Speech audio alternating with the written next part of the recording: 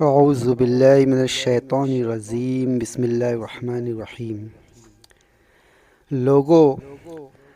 اپنے پروردگار کی عبادت کرو جس نے تم کو اور تم سے پہلے لوگوں کو پیدا کیا تاکہ تم اس کے عذاب سے بچو، جس نے تمہارے لیے زمین کو بچھونا اور آسمان کو چھت بنایا اور آسمان سے مینا برسا کر تمہارے کھانے کے لیے انواع اقسام کے میوے پیدا کیے۔ پس کسی کو خدا کا ہمسر نہ بناؤ، اور تم جانتے تو ہو، اور اگر تم اس کتاب میں جو ہم نے اپنے بندے محمد صلی اللہ علیہ وسلم پر نازل فرمائی ہے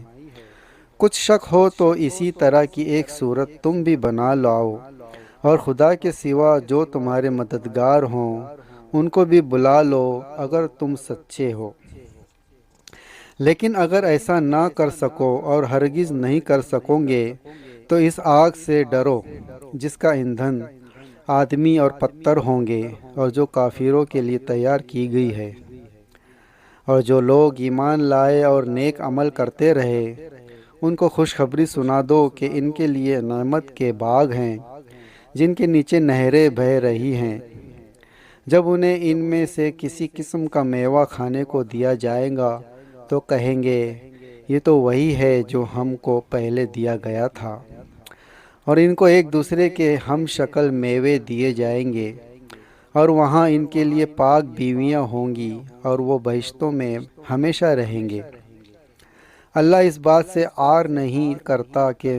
مچھلیاں اس سے بڑھ کر کسی چیز مثلا مکھی مکڑی وغیرہ کی مثال بیان فرما لیں۔ جو مومن ہیں وہ یقین کرتے ہیں وہ ان کے پروردگار کی طرف سے سچ ہے، اور جو کافر ہیں وہ کہتے ہیں کہ اس مثال سے خدا کی مراد ہی کیا ہے۔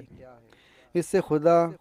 بہتوں کو گمراہ کرتا ہے اور بہتوں کو ہدایت بخشتا ہے،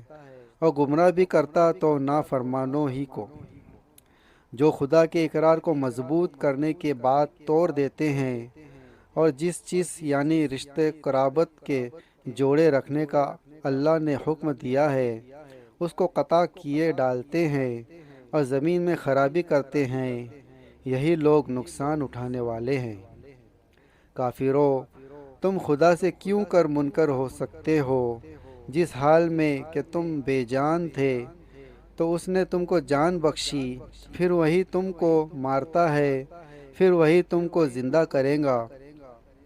پھر تم اسی کی طرف لوٹ کر جاؤ گے۔ وہی تو ہے جس نے سب چیزیں جو زمین میں ہیں تمہارے لیے پیدا کی، پھر آسمان کی طرف متوجہ ہوا تو ان کو ٹھیک 7 آسمان بنا دیا، اور وہ ہر چیز سے خبردار ہے۔